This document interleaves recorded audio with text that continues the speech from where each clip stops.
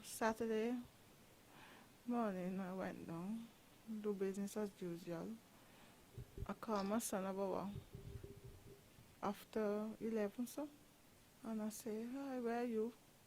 And he said, in the studio, Mama, I have recording a song, and then I'll come look for you. I say, okay, no problem.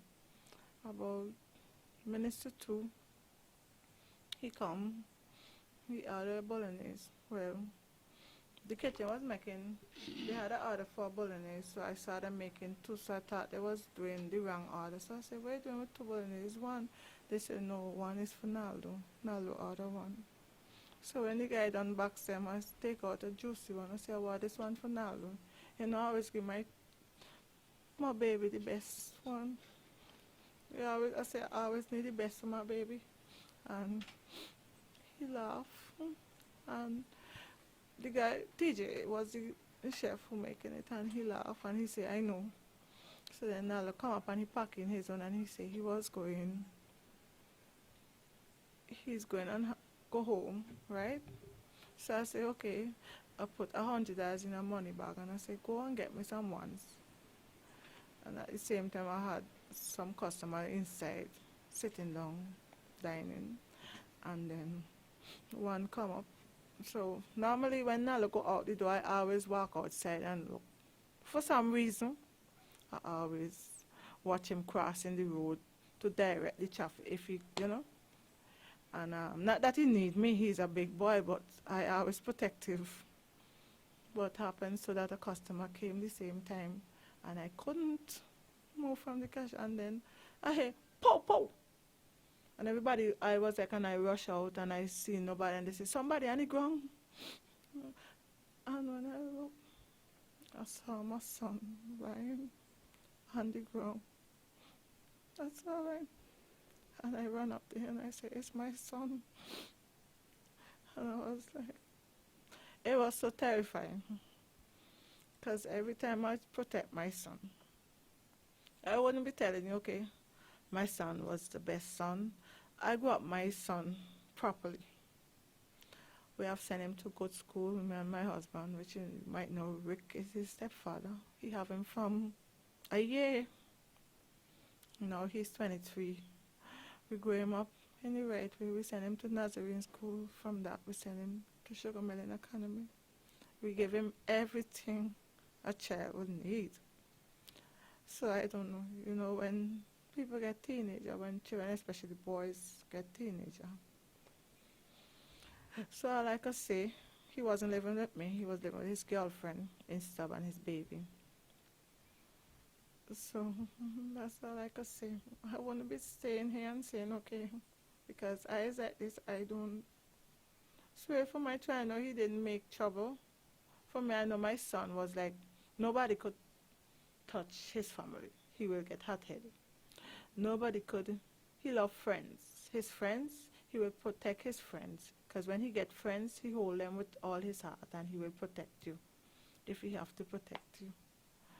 He will, he was loved by a lot of people. I know that for a fact. He was loved by a lot of people. Sometimes, when you want a child to go the right way and they am not, I try not to cry on television because I've been crying all the time. I haven't eaten up to now. When you want your child to go the right way, you always do everything it takes, but sometimes they think they're big and they have their own. So for me, as I sit here, a lot been going wrong in the media. Some people are saying a lot of things that is not true. Some people are saying all sorts of things, but as usual. But as I said, when my daughter was coming, you see on the radio station how they bashing him? Because there was a photo go up that he will do this. And young boys, they always act like that. The photo and this and that, and they always, with signs, and he had a gun sign to his head, and he died with the gun to his head. And my daughter said, I'm going to send it for you. I said, baby, I don't care what the media say, what people say. I don't want to see the clip. I just want to bury my son in peace. He's already dead and nothing they say will bring him back. So I don't want to go through that direction. I just want to bury my son. He was not what I want him to be. He didn't come what I want him to be. Me and his stepfather always cry and say, I fail. But I said, no, you couldn't possibly fail. You gave him everything. You look after him. I say, he was the best father ever to my son, so you not fail. But all I want to say, anybody watching this, people always say, parents talk to your children, but as much as you talk to your children and you want your children to be in the good direction, they don't always listen. So my thing is the opposite side. Children, all the young men and young girls, listen to your parents because they is your best friend. Nobody could love you, especially as a mother do. And I had loved my son unconditionally. I had loved him even though he didn't come out what I wanted him to be. I gave him all the possibilities that he can build a life, right? I always never leave my child hungry. I always support my child. Even though he was big, I always, if he will come and say, Mom, okay, I need this, I want this, I do it in the much a possibility way because I don't want my son ghost hunting people. I never see my son as that. He never, if he wants some money, if he wants even $1 from the cash register, he will say, Mom, can I have $3? Because that's how I grow my trend. Ask, even if you're home, don't just go in the fridge and take things because it is. You have to ask me if you can have it. I didn't expect my son to go down like this because always I used to say to him, son, do not follow friends. Friends will lead you astray. They will cry you, they won't bring you. And there is only two places for bad people. I said, don't follow bad friends because there's only two places for bad people. It's either jail or cemetery. And I always used to turn to my son and say that, stay away from people. But my son, he always, since he was small, he will know the whole neighborhood and I wouldn't know. And people would say, hi. And I was like, how you know that person? He would say, yeah, that the neighbor, that the people who live there, even in Trinidad. He was friendly. He was very friendly. He was a people person. If he always used to like, if you come here now, and he said he always ready to go. He always like to go. He was always that. He will take I will buy him packs of juice and have it stuck up for his school. And when I left him, he will take the juice out and he will share it for the neighbors. And when I come back and I open the fridge and I know a case of juice, you can't drink all this juice. He said, yeah. I said, no, you can't drink all this juice. You give it away. That's what he do. He loved to share. He loved to interact with people. That's it. He almost listened to his friends and he listened to me. He got more. I know my son had loved me, but this was a lie for him. He don't talk much. He don't give me a conversation. It was very hard for me to get through him. Sometimes I ask him, how are you going? You okay? He can say, yeah, ma, I'm good. You say, you? I say, yeah. And sometimes I could see it like, but he is not a child to tell me things because he know I'm a warrior. I would want to know, you okay? Yeah, ma. And sometimes he will have a bad temper, but he wouldn't just act out on you. If you act out on him, he will have a bad temper. Even me sometimes have a bad temper, you know. But as old as I get to control it. So, and this is the result. When it happened, I was just screaming my voice and no water wasn't coming. Like now I'm speaking, no water ain't coming. And I said, there's nothing more I could have done. There's nothing more that I can do. God knows why. He has the reason. And there's no need for me to question God. he has the plan, and I hope to see my child one day. As I said, they take his body, but they didn't take his soul. And I was saying, he'll be waiting over there for me. And when I meet him, I'm going to hold him tight, and I will never let go. So for me, sorry, young people in the whole SVG, um, do not follow friends and listen to your parents' voice. It's like a sheep listening to his master voice. And sometimes we have lost sheep, right? So that is just about it. And right now I'm devastated because he was my baby. I had loved my child. I'll make sure my child is happy and comfortable. You know, he didn't get in fight even though he had a cast in on his hand. He wasn't a fight. It was just he had I was upset with staff, and he thought I was upset with him. Whatever he was going through, he just say I'm tired, and he backs the menu, and that's how he get his handbrake. It wasn't a fight, but everybody got wrong and thinking he had a fight. He didn't have a fight. He was home on a month sick leave. And I was like, son, I didn't angry with you. I was just upset with staff, and that's why. And I cried when he came back. And Rick said, because Rick had to came down and cash that same evening. And then Rick said, Mom, he really break his hand, you know. And I said, son, you have to govern your temper. And I said, I didn't upset with you. I said, I love you. I cried. I cried. I went and looked for him. The Sunday I called him because the thing, his girlfriend mom had buried that Sunday. And I called him and I said, you okay? And he said, yeah. I said, how your hand is going? He said, it break in 7 places. I said, well, you see, you have to govern your temper because you're going to kill yourself. Because that's what he do. If he's angry with me, or if he upset with his girlfriend, instead of hitting, he will just back something.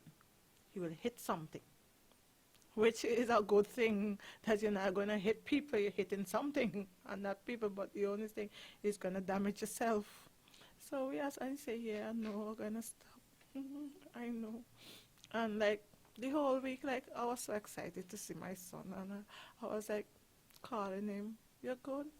I drive by his house Monday and help him take down, because the garbage truck was going to pass, and I see him going to cry his garbage, and I said, let me get up, and I help him take it out. You understand? And I did a little bit for the baby. You know, he was not a child who would come and conversate with me, and it was hard for me to get to him, because when I will ask him, he will say, I'm good. He will never come. His friends will know more than I know. I'm like the investigators now, that I'm just looking for answers and wondering, what was he involved? What had happened? Why somebody would want to kill my child like that? Because it looked like it was assassinated, because he 2 shots in the head. Bam, that's it. So what could he have done to cause somebody to do that? And I'm looking for that answers. As I said, I'm not going to stay on television and say, oh, my son was, I know I got my son right. But my son probably had another side that I don't know. What he will conversate with you, or even some of his friends' mommy. He will conversate with them. He wouldn't conversate with me. Even one of his friends, I wouldn't call name, his mom, he will tell her anything except me. He wouldn't tell me, because me and Rick always, and he would always say, oh, I'm a big man. Okay, he always know me and Rick always on the case. And it's not that I wish he was alive. He could have, even though they fight him, even though they didn't shoot him and then kill him, he could understand That's what we was trying to do. Put him on the right track. Sometimes I used to feel like I was a stranger to my son because he would just come. Good evening, ma. Good evening, Rick. And that's it. A good morning, a good night, and that's it. No further conversation. So we had felt like we were stranger, and it hurt us sometimes that how he would and if we really vex with him, we wouldn't say anything. Sometimes we really vex with him, and if he say good night, we could just not answer, and that will make him move vex because we didn't answer good night. You understand? I was trying to protect my child. I tell my child, no matter how old you are, he's my son. I don't know, I was very close with him. Very, very close.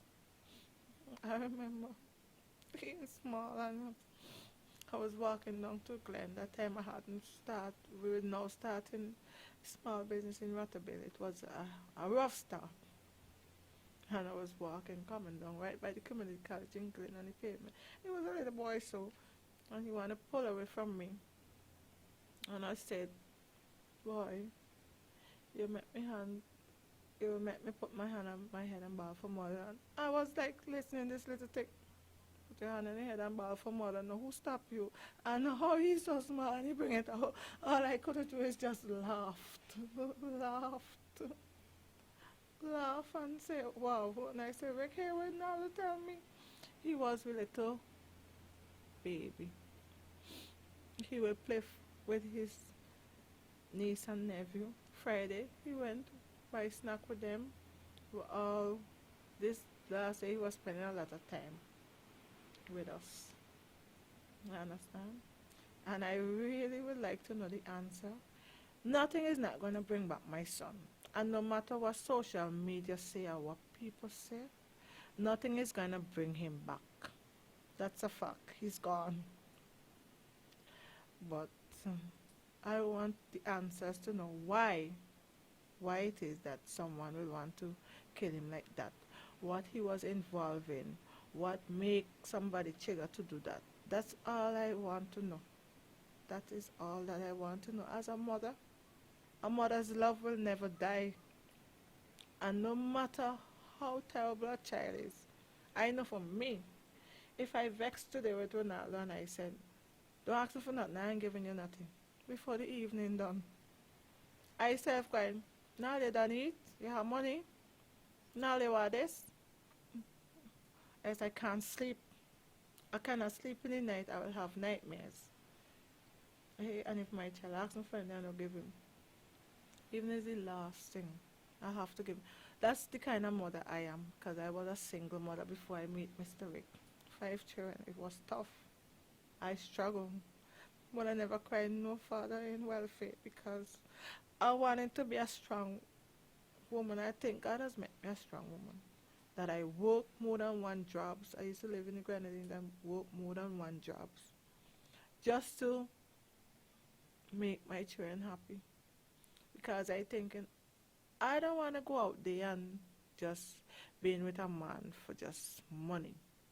I want to work hard so I can mind my children, because the black will know if I go there. They're going to talk, oh, that woman went there for that. When I work hard, nobody knows. Nobody knows what is in my belly. Nobody knows if I'm hungry. And when I get pregnant with her, his daddy say, take abortion. And I said, no, I keep my child. Say, go. So I was like mother and father for my child. When I met Mr. Rick. And Mr. Rick gave him one of the best life. A life that the father might never would have given. I am Ronaldo Hamilton niece. He was actually special to me because he was actually one of my favorite uncles. And it was sad when I heard that he was dead. because I didn't know who else again would be my favorite uncle. He took us down to buy some snacks, and we ate together, we laughed, and the next day he was just gone. I am Ronaldo Hamilton nephew, yes. It was shocking to know he was dead, because I know he was very lively.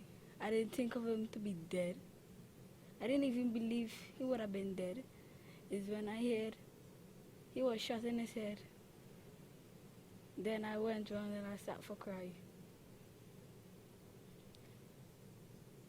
The next day, before he brought us down by the mall for buy snacks.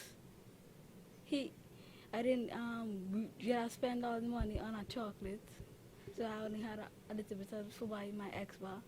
He said he would have paid the X bar for me. He paid it. Then we went out. He gave us a piece of his snack and we gave him a piece of our snacks. We laugh, we talk. Then we sit down in a corner, me and Ronaldo.